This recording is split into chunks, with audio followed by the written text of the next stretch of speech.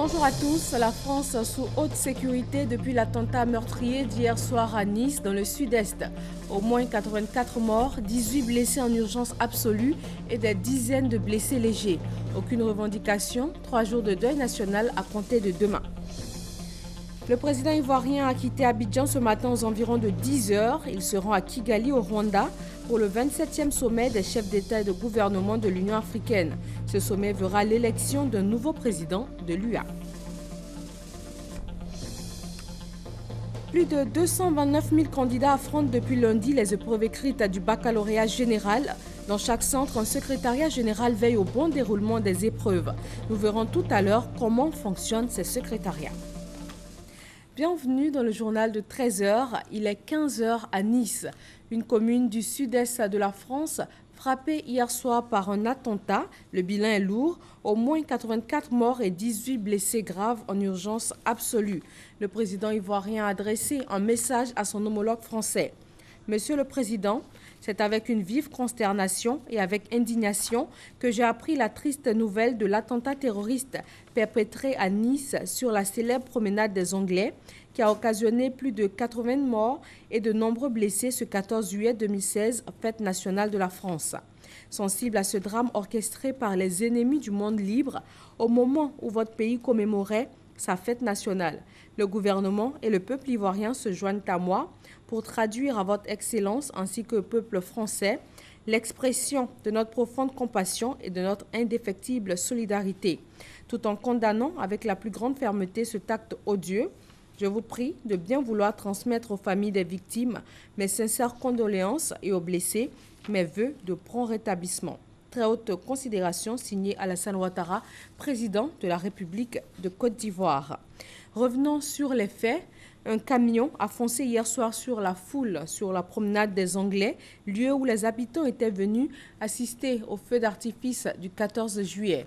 Le conducteur a été abattu. C'est un franco-tunisien de 31 ans, formellement identifié.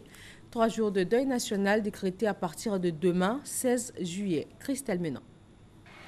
84 morts et plus de 18 blessés graves. Choc et horreur cette nuit du 14 juillet à Nice, dans le sud de la France.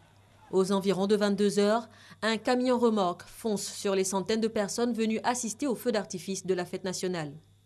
Scène de panique, le véhicule fauche femmes, enfants et familles sur près de 2 km de la promenade des Anglais avant d'être abattu par les forces de l'ordre.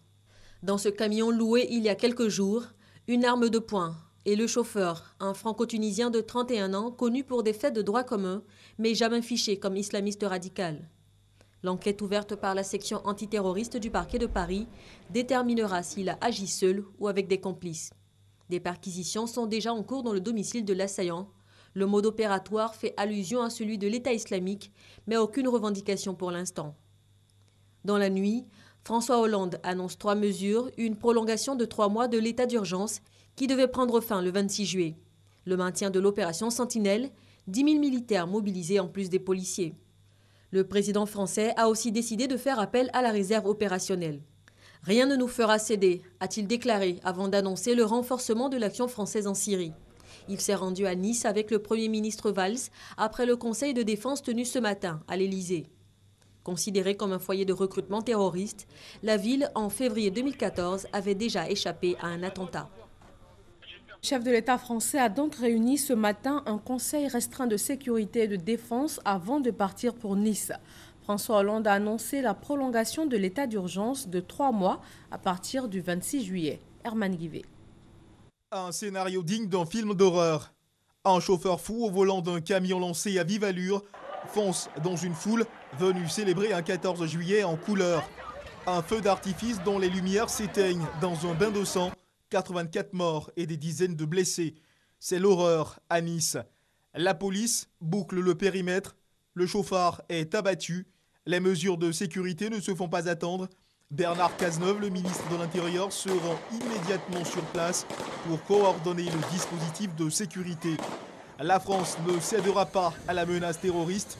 Des propos de Manuel Valls, le Premier ministre, sur les parvis de l'Élysée. La cellule interministérielle de crise a été activée. Le département des Alpes-Maritimes a été placé au niveau alerte attentat du plan Vigipirate. La section antiterroriste du parquet de Paris s'est saisie de l'enquête. Nous ne céderons pas. La France ne cédera pas à la menace terroriste. La France a été frappée une nouvelle fois dans sa chair, un 14 juillet, jour de notre fête nationale. Pour joindre l'acte à la parole, le dispositif sécuritaire est renforcé à Nice. La police quadrille certaines rues de la ville. L'émotion s'empare des réseaux sociaux. 3 jours de deuil décrétés les 16, 17 et 18 juillet en hommage aux victimes de cette barbarie. Pour ce même 14 juillet, plus tôt dans la journée, 11 500 policiers et gendarmes avaient été déployés à Paris. Avec cet énième attentat sur son sol, la France renforce son dispositif de sécurité. Nous allons joindre en direct au téléphone Mati Diouf, adjointe au maire de Nice. Alors bonjour Madame Diouf, dites-nous quel est actuellement le point de la situation sur place à Nice. Est-ce qu'il y a des victimes ivoiriennes? Alors donc sur la situation générale, c'est que simplement Nice s'est réveillé ce matin complètement choqué, complètement avec une immense émotion. Donc nous sommes dans un chaos total, parce qu'on parle quand même de 87 morts.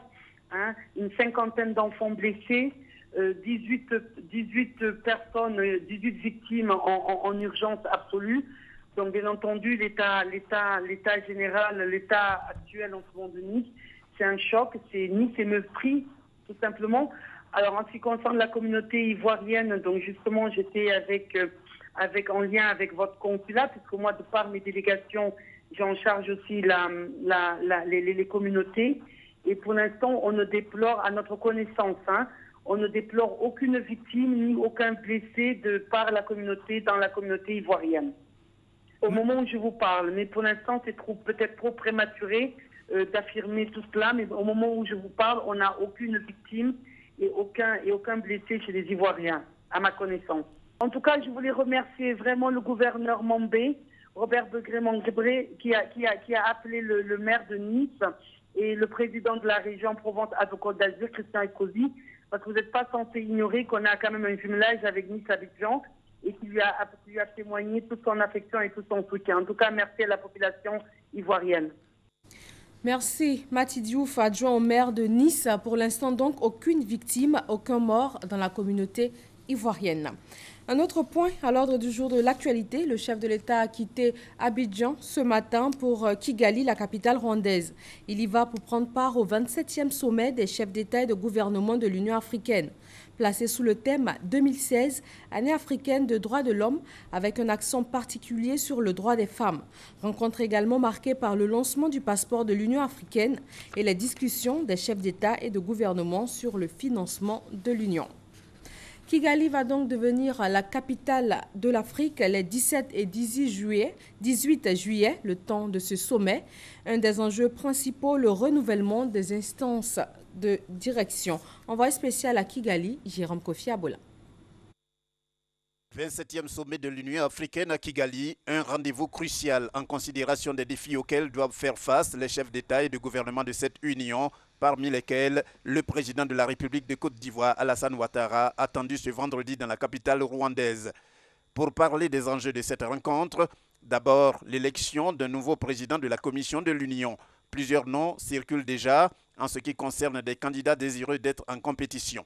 Il s'agit du Sénégalais Abdoulaye Bathily, représentant spécial du secrétaire général de l'ONU en Afrique centrale, du ministre botswanais des Affaires étrangères Pelonomi Venson Mwatwa, de l'Ougandaise Speciosa Vandira Kazibwe, l'actuel envoyé spécial de l'ONU pour la lutte contre le sida, ainsi que du ministre équato-guinéen des Affaires étrangères Agapito Mbamokui. C'est donc l'un de ces prétendants qui, en cas de victoire, va succéder à la Sud-Africaine Nkosana Dlamini Zuma sur le départ. Aussi, un hommage spécial doit-il être rendu à la femme par les participants au sommet à travers la présidente sortante de la Commission de l'Union africaine. La conférence ayant choisi de plancher sur des sujets conformément au thème 2016, année africaine des droits de l'homme, avec un accent particulier sur les droits des femmes. Il est fort probable que l'on accorde également une place de choix lors des travaux à l'intégration des peuples d'Afrique avec l'entrée en vigueur annoncée du passeport africain dans un premier temps réservé aux chefs d'État et ministres en attendant que cette mesure s'étende progressivement à l'ensemble des populations sur le continent. Et par rapport aux tensions conflictuelles encore visibles dans certaines parties de l'Afrique, il n'y a pas de raison que la rencontre de Kigali ne se préoccupe pas de la situation au Sud-Soudan et de la crise consécutive à la tenue de la dernière élection présidentielle au Burundi, pour ne citer que ces deux cas. Au palais présidentiel d'Abidjan, le chef de la diplomatie burkinabé a été reçu hier par le président Alassane Ouattara. Au nombre des sujets abordés, les préparatifs du 5e sommet du traité d'amitié et de coopération entre la Côte d'Ivoire et le Burkina Faso. Viviane Aïma. Présent à Abidjan dans le cadre des préparatifs du 5e sommet du traité d'amitié et de coopération Côte d'Ivoire-Burkina Faso, le ministre burkinabé des Affaires étrangères, Alpha Bari, a été reçu ce jeudi par le président de la République, Alassane Ouattara, au palais présidentiel. Porteur d'un message du chef de l'État burkinabé à son homologue ivoirien, le ministre des Affaires étrangères du Burkina Faso a indiqué que le président Roch Christian Kaboré sera présent à Abidjan à l'occasion du sommet, ce qui marque, a-t-il souligné, la normalisation totale des relations entre la Côte d'Ivoire et le Burkina Faso. Nous avons parlé des préparatifs du 5e sommet du traité d'amitié et de coopération entre la Côte d'Ivoire et le Burkina. Et je suis très heureux d'annoncer que le président Roch Christian Kaboré va arriver le 28 juillet prochain à Yamoussoukro dans le cadre de ce traité d'amitié, et ce qui marque une normalisation totale des relations entre la Côte d'Ivoire et le Burkina. Nous avons beaucoup travaillé en cela et j'ai porté un message du président Roch Kaboré à son frère et aîné, le président Alassane Ouattara, pour le remercier des dispositions qui ont été prises dans ce sens et réitérer son engagement à œuvrer aussi dans le raffermissement des relations entre les deux pays qui sont très liés. Nous devons toujours travailler en cela. Et j'ai salué également le sens élevé du président Alassane Ouattara sur cette question. Depuis Addis Abeba, vous savez que les deux chefs d'État s'étaient rencontrés et se sont régulièrement vus en marge des grandes rencontres et ont travaillé à la chose à laquelle on aboutit aujourd'hui, à savoir cette reprise totale des relations entre les deux pays. Et le président Alassane Ouattara m'a demandé de transmettre également au président Roch l'engagement de la Côte d'Ivoire pour également faire développer ces relations, et c'est ce que nous allons faire à Yamoussoukro à la fin de ce mois. C'est d'ailleurs pour promouvoir leurs liens séculaires d'amitié et de bon voisinage que les deux pays ont signé le 29 juillet 2008 le présent traité d'amitié et de coopération qui se veut un cadre privilégié de coopération entre ces deux entités. Sur le plan économique, la Côte d'Ivoire vit une embellie avec un taux de croissance moyen de 9% par an dans un contexte régional plutôt morose. Le 3e rapport de la Banque mondiale sur la situation économique du pays a été rendu public hier jeudi. Il s'est fortement intéressé au développement du marché financier ivoirien. Lansine Bakayoko et Adama Kone. Selon ce 3e rapport de la Banque mondiale, avec un taux de croissance de 9% en moyenne, la Côte d'Ivoire reste un des champions du continent africain. Toutefois, le pays doit améliorer sa compétitivité et sa gouvernance pour aboutir à plus d'efficacité et d'équité au niveau des ménages. Mais le système financier est une faiblesse pour la Côte d'Ivoire. Les raisons sont doubles. La première raison, c'est que les épargnants ivoiriens ne placent pas leurs économies dans les banques ivoiriennes. C'est la première raison.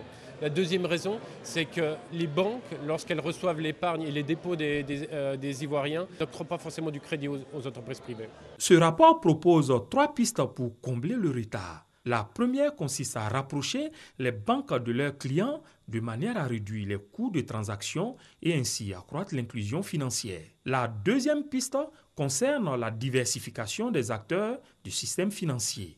Les opérateurs de téléphonie mobile pourraient du coup se transformer en établissements de microcrédit et la législation sur la microfinance pourrait s'assouplir pour permettre d'émettre des chèques ou des cartes de crédit. Enfin, la troisième voie est de sécuriser le système financier à travers une régulation forte. Face à ces questions brûlantes, le gouvernement est déterminé à mener une nouvelle vague de réformes. Une réforme globale du secteur financier tant au niveau national que communautaire, pour le rendre plus intégré dans tous ses composants, notamment donc les banques, mais effectivement les assurances, les établissements de microfinance ainsi que les fonds de pension. Bien plus, l'avenir économique de la Côte d'Ivoire dépendra aussi en grande partie de sa capacité à générer des gains de compétitivité au sein de son appareil productif. En tout cas, si ces changements sont opérés, affirme la Banque mondiale, la Côte d'Ivoire peut gagner 2 à 5 points de croissance par an, ouvrant par la même occasion un boulevard vers l'émergence. En marge de la 32e session du comité de pêche de la FAO, le ministre ivoirien des Ressources animales et halieutiques s'est rendu à Rome. Il a rencontré le directeur général de la FAO.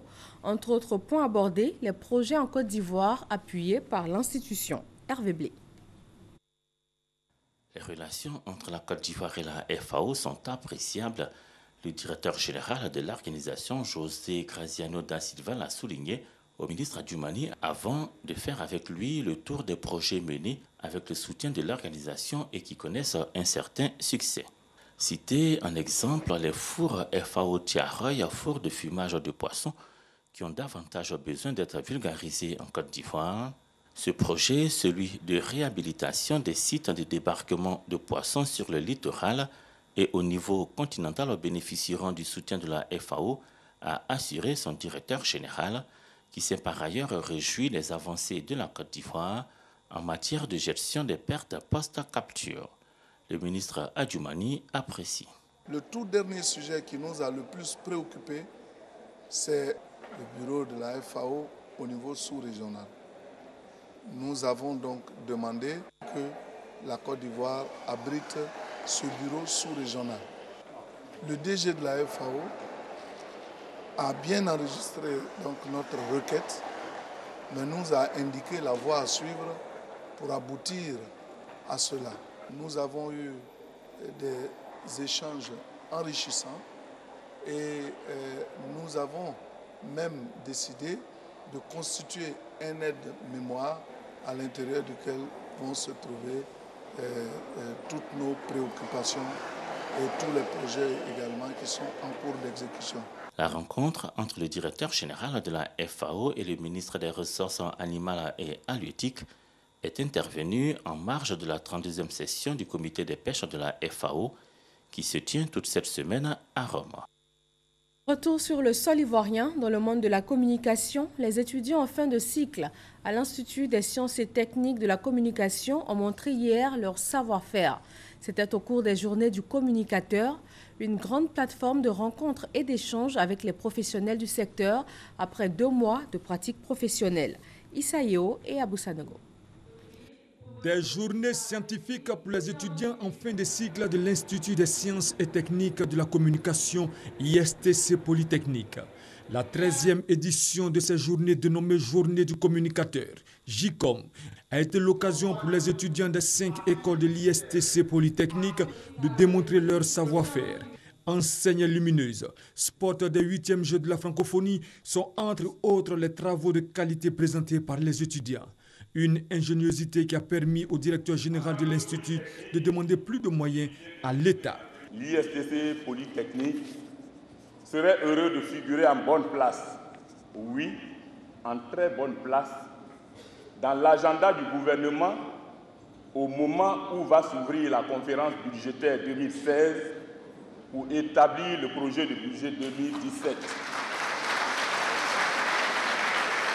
L'ISTC Polytechnique est aujourd'hui un institut de référence pour le sérieux du travail effectué par les étudiants et encadreurs, reconnaissent les ministres Afoussiata Bambalamine et Lihamata Bakayoko. L'ISTC sera en Afrique à l'avant-garde de la stratégie de développement des compétences techniques et professionnelles dans le domaine de l'information et de la communication pour booster l'émergence de notre pays.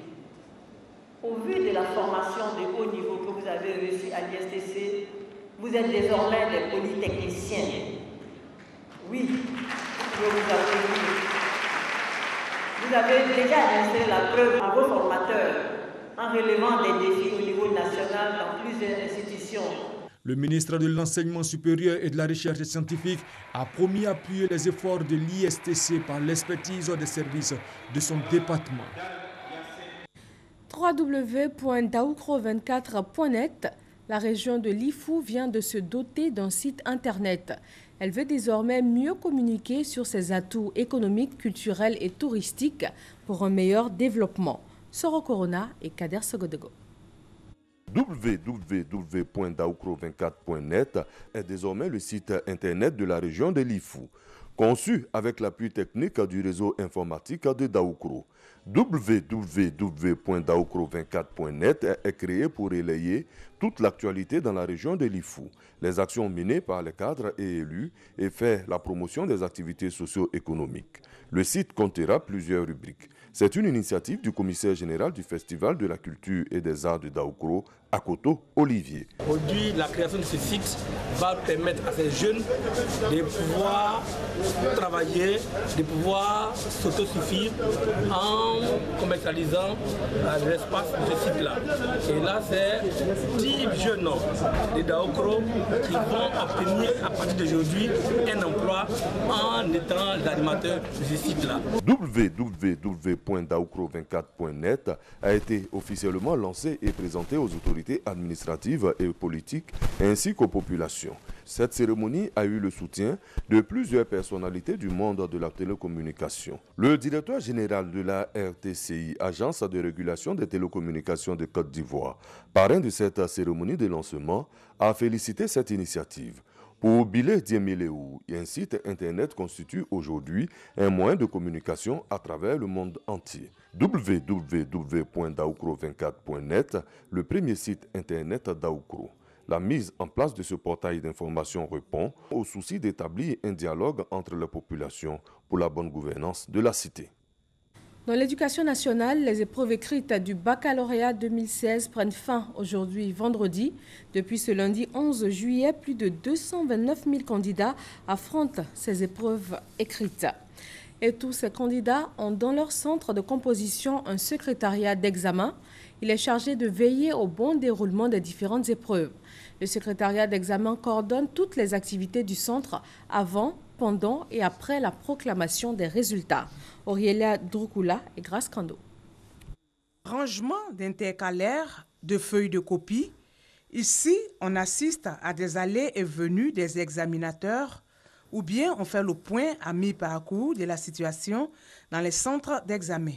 C'est l'ambiance qui prévaut dans les secrétariats des centres d'examen. Un secrétariat gère effectivement les bâtiments, c'est-à-dire depuis l'installation des salles, la gestion des salles, la répartition des candidats par salle et jusqu'effectivement dans le déroulement même, la gestion des examinateurs. En clair, le secrétariat est la cheville ouvrière, tout est passé en revue en ces lieux. Le rôle du secrétariat, c'est d'apprêter les vacations, les différentes copies de composition, les brouillons, tout le nécessaire pour le bon déroulement de l'examen. Et nous sommes les premiers à être sur le terrain et les derniers à partir. La mise à jour des statistiques est aussi l'affaire du secrétariat. Bon, la programmation déjà a commencé par les oraux. A affecté chaque interrogateur dans les salles en fonction des différentes programmations faites déjà au tableau, à savoir le français, l'anglais, la langue vivante 1, la langue vivante 2. Et donc après l'oral, il y a également la programmation pour la répartition des candidats dans les différentes salles. Et après cela, il y a les programmations déjà même au niveau des salles pour la composition à l'écrit. Avant même le début des épreuves, que ce soit orales ou écrites, on reçoit un manuel qu'on appelle le guide. C'est sur le guide-là que la déco nous donne. C'est en fonction du guide on travaille. Le guide comporte le rôle du secrétariat. Toutes les consignes sont respectées. Tout se passe bien, pas toujours évident. Alors, pour lutter contre la fraude, des fouilles systématiques des candidats sont faites. Nous procédons au contrôle des candidats, notamment la fouille des sacs, la convergence de tous ces efforts. Forces de l'ordre, secrétariat nous a donc permis de saisir tous ces portables. Ces portables seront donc mis à la disposition des services de la direction des examens concours la DECO et de l'inspection générale de l'éducation nationale. Après chaque épreuve, Les copies sont soigneusement gardées par les forces de l'ordre, puis acheminées dans des lycées ou collèges bien déterminés. Restons dans l'éducation nationale, la mutuelle des acteurs du système a tenu sa première assemblée générale ordinaire. Le bilan des activités, les soins de santé et les indemnités de retraite ont fait l'ordre du jour. Éric Goré. Grâce à la mutuelle des personnels de l'éducation nationale et de l'enseignement technique de Côte d'Ivoire, mupemenet.ci, plus de 20 000 fonctionnaires et leurs familles ont accès gratuitement aux soins de santé. Le bilan moral et financier du conseil d'administration de cette mutuelle a été jugé satisfaisant par les adhérents. Nous venons de finir cette assemblée générale.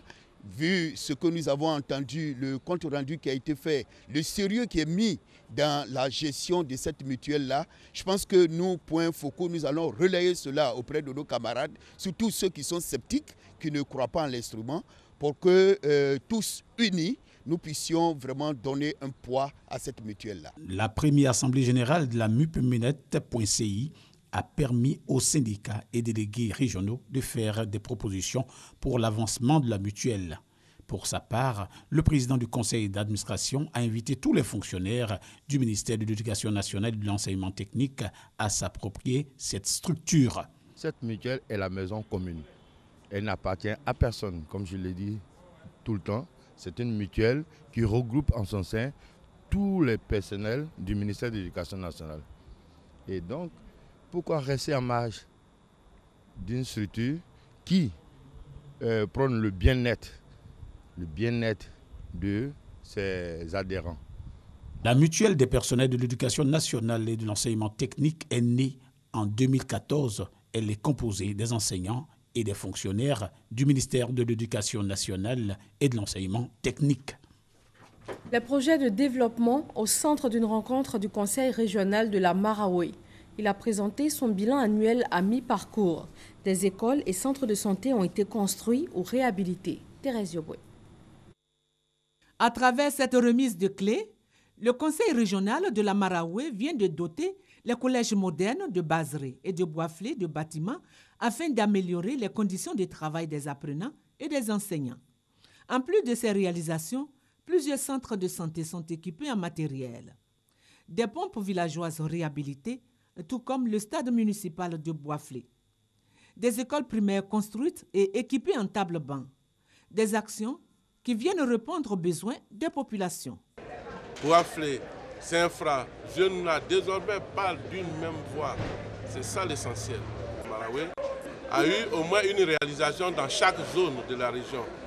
Ce qui nous permet de dire que nous avons procédé effectivement à un développement équilibré. En 3 ans, 6 milliards d'investissements, nous avons fait en sorte que toutes les localités, la plupart, chacune des localités de la Maraoué sentent la présence de notre conseil régional. On peut dire la Maraoué est en chantier. C'est pourquoi l'équipe du président Richemont Abikofi, le président du Conseil économique et social, Charles Kofi Dibi, invite les populations et les cadres à l'union et à un engagement pour le développement vrai et équilibré de la région en dehors des discours. Parlons sécurité routière avec ce grave accident de la circulation survenu hier après-midi dans l'ouest du pays sur l'axe Guessabo-Djekwe. Une dizaine de morts, plusieurs blessés. L'accident a été causé par un mauvais dépassement effectué par un mini-car qui s'est retrouvé nez à nez avec un car de transport de 64 places en provenance d'Odiéné pour Abidjan. En Tanzanie, la deuxième phase des pourparlers inter-burundais s'est achevée hier 14 juillet. Pas d'avancée notée. Le contexte était particulièrement tendu, avec notamment l'assassinat la veille à Bujumbura d'une ancienne ministre. Une rencontre davantage marquée par les polémiques et les problèmes d'organisation que par de réelles avancées sur le plan du dialogue. Je veux que le docteur Riek Machar soit à mes côtés afin que nous puissions tracer la route à suivre. Ce sont les mots du président sud-soudanais lors de sa première allocution publique hier jeudi depuis le début de la reprise des violences. Salva Kiir essaie de ramener son rival de toujours Riek Machar à la table du dialogue pour sauver le processus de paix sud-soudanais.